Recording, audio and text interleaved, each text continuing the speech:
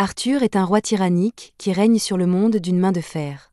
Durant son ascension vers le trône, Arthur a massacré ses ennemis, bombardé des villes et commis d'innombrables atrocités, tout cela au nom du pouvoir.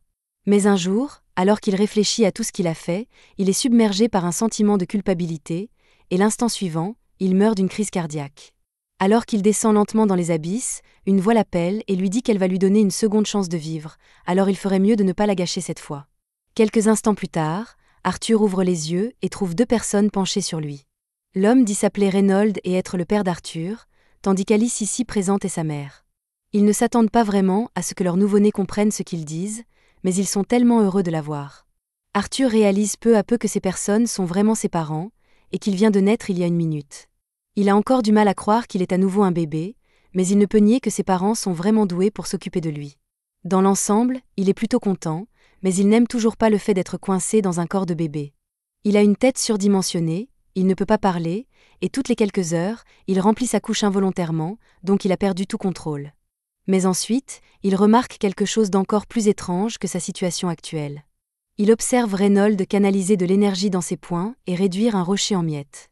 Arthur est stupéfait car c'est un pouvoir qu'il ne connaissait pas, malgré toutes ces années en tant que souverain du monde. Cet exploit est apparemment assez impressionnant.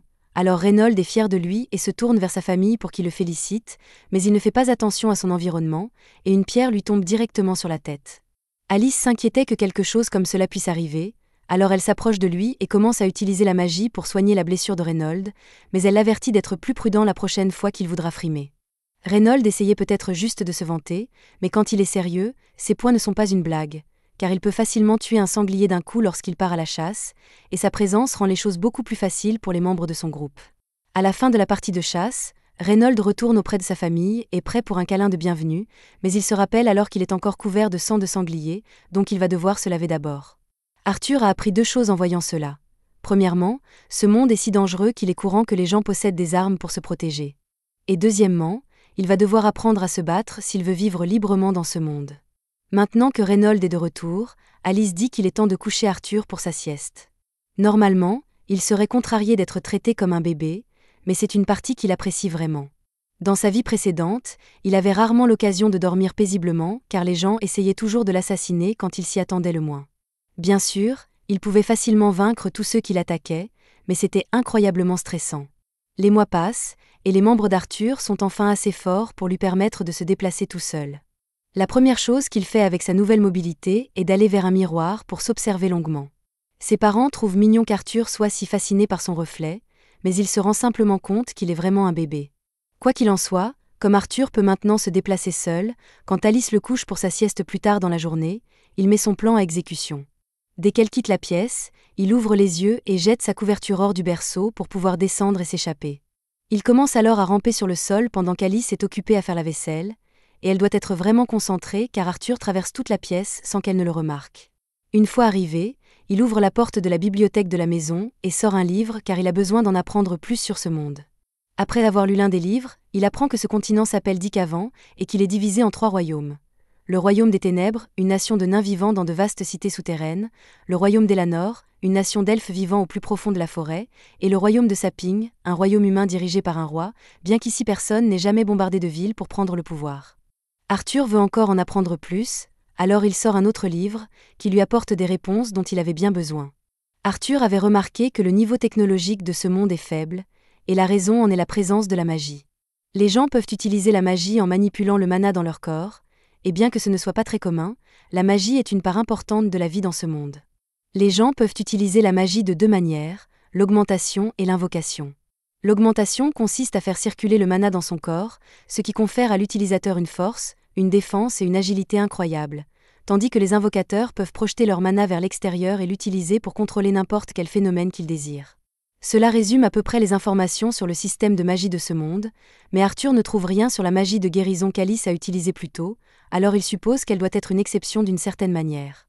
D'après ce qu'Arthur peut comprendre, la plupart des gens manifestent leur mana à la puberté, et en canalisant ce mana à travers quelque chose appelé un noyau de mana, on peut apprendre à le contrôler et devenir un mage. C'est facile à comprendre pour Arthur car, dans sa vie précédente, il est arrivé au pouvoir grâce au pouvoir inné de Kai en lui, qui fonctionnait exactement comme le mana, Alors il essaie de concentrer toute son énergie pour voir s'il peut générer une réaction, et effectivement, un noyau de mana commence à se développer. C'est un énorme pas en avant dans le développement d'Arthur. Avant qu'il ne puisse s'entraîner davantage, Alice le trouve enfin. Elle était folle d'inquiétude depuis qu'elle a réalisé qu'il n'était pas dans son berceau, alors elle est soulagée qu'il n'ait pas été blessé. Mais alors qu'elle le porte, elle remarque que quelque chose est différent chez lui. Arthur craint qu'elle ait senti le mana en lui, mais elle a simplement remarqué qu'Arthur s'est encore sali. 2 ans passent, et Alice écrit dans son journal un jour, elle est si reconnaissante qu'Arthur grandisse fort et en bonne santé, mais elle commence à s'inquiéter un peu car elle n'a pas vu Arthur sourire une seule fois depuis sa naissance. C'est alors qu'elle remarque Reynolds et Arthur dehors, et on dirait que Reynolds donne des leçons d'épée à Arthur. Arthur semble très intéressé, mais Alice est furieuse que Reynolds laisse un enfant de 2 ans brandir un bâton dangereux. À présent, Arthur a réalisé qu'Alice n'est pas quelqu'un qu'on veut mettre en colère, alors il va devoir faire attention à ne pas l'énerver. Pour éviter d'autres activités dangereuses, Alice décide d'emmener Arthur en ville pour lui faire visiter, et Arthur est particulièrement excité car cela lui donnera l'occasion de recueillir des informations précieuses de première main sur ce monde. Il peut discerner le niveau technologique de cette nation en regardant les armes vendues au grand public, et il voit aussi diverses substances qu'il n'a jamais rencontrées auparavant. Le meilleur, c'est qu'il a pu voir un mage lancer de la magie de feu de près, donc dans l'ensemble, cette excursion s'est avérée incroyablement précieuse pour lui. À la fin de la journée, le corps de bébé d'Arthur est épuisé par toute cette activité, alors il a du mal à rester éveillé, et Alice veut le coucher pour sa sieste dès qu'il rentre. Aussi limitante que soit cette nouvelle vie, Arthur en est venu à apprécier la vie avec des parents aimants. Dans sa vie passée, Arthur a été abandonné sans rien, alors il a été forcé de passer toute son enfance dans un orphelinat et n'a jamais connu l'amour parental, donc c'est un changement agréable pour lui. Arthur s'endort bientôt sur l'épaule d'Alice, alors elle le porte vers son berceau, et en chemin, elle lui dit à quel point elle est fière de lui pour avoir appris tant de choses. Elle a remarqué toutes les fois où il s'est faufilé hors de son lit pour lire des livres, et elle a vu à quel point il était excité de voir le monde extérieur, alors elle est sûre qu'il a l'esprit aventurier. Elle suppose qu'il a dû hériter cela de Reynolds, et tôt ou tard, Arthur voudra quitter la maison pour voir le monde par lui-même. Personnellement, elle préférerait qu'Arthur mène une vie paisible ici, mais tant qu'il est heureux, elle le soutiendra quoi qu'il arrive. Le lendemain, Arthur se tient près de la fenêtre et regarde Reynolds s'entraîner dans le jardin. Il est intéressé de voir à nouveau les applications de la magie de près, alors il observe avec enthousiasme Reynolds commencer à faire circuler le mana dans son corps. Finalement, des roches commencent à s'élever du sol, et Reynolds fait comme si c'était la plus grande chose au monde, mais en réalité, c'est assez pitoyable. C'est la limite des compétences de Reynolds en matière d'invocation, mais c'est parce que sa spécialité est l'augmentation, donc sa magie est bien plus efficace quand il l'utilise à l'intérieur de son corps. Voir le pouvoir de son père motive Arthur à aller s'entraîner, mais juste au moment où il s'apprête à descendre de la table, Alice lui dit qu'il est temps de faire la sieste. Arthur ne peut toujours pas parler, alors il commence à geindre en passant devant l'étagère à livres, mais Alice lui dit qu'il doit faire la sieste, donc pas le temps pour les livres maintenant. Normalement, Arthur ne pourrait rien y faire, mais il a récemment appris une technique légendaire, faire la moue. Arthur a maîtrisé l'art d'utiliser sa mignonnerie de bébé comme une arme, alors même qu'Alice veut toujours le coucher pour la sieste, elle finit par céder et le laisse lire son livre. Une fois seul, Arthur commence à s'entraîner avec son noyau de mana, et au cours des 2 dernières années, il a réussi à devenir plutôt bon. En rassemblant divers fragments de mana dans son corps, il a pu générer un noyau de mana en lui, et bien que cela ait été incroyablement éprouvant, ça en valait la peine. Maintenant, avec un peu plus d'effort, il devrait pouvoir lancer son premier sort, mais Arthur sous-estime drastiquement la puissance de son mana et fait accidentellement exploser la maison. Alice et Reynolds étaient dehors quand l'explosion s'est produite, et elle était si énorme que le dos de Reynolds est gravement brûlé, mais lui et Alice vont bien sinon. Cependant, il réalise vite qu'Arthur était encore dans la maison quand elle a explosé, alors il se précipite à l'intérieur pour vérifier s'il est encore en vie. Un bébé n'aurait pas pu survivre à une explosion d'une telle magnitude, mais quand Reynolds arrive à la bibliothèque, il est choqué de voir qu'Arthur n'est pas seulement indemne, mais qu'il était aussi la source de l'explosion.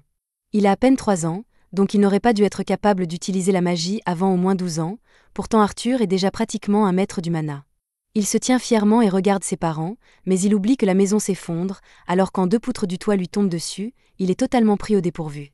Il essaie de s'enfuir, mais ses petites jambes de bébé le trahissent, alors il semble que ce soit la fin. Heureusement, Alice et Reynolds se précipitent pour le sauver, et tandis qu'Alice le protège avec son corps, Reynolds utilise sa magie pour bloquer les débris et les sauver tous les deux. Arthur est un peu choqué car c'est la première fois que quelqu'un risque sa vie pour le sauver, mais Alice est si soulagée qu'il aille bien qu'elle se met à pleurer. Arthur n'est toujours pas habitué à ce que des gens se soucient de lui ainsi, alors la voir pleurer le fait pleurer aussi. C'était la fin de l'épisode 1. Abonnez-vous pour ne pas manquer la suite.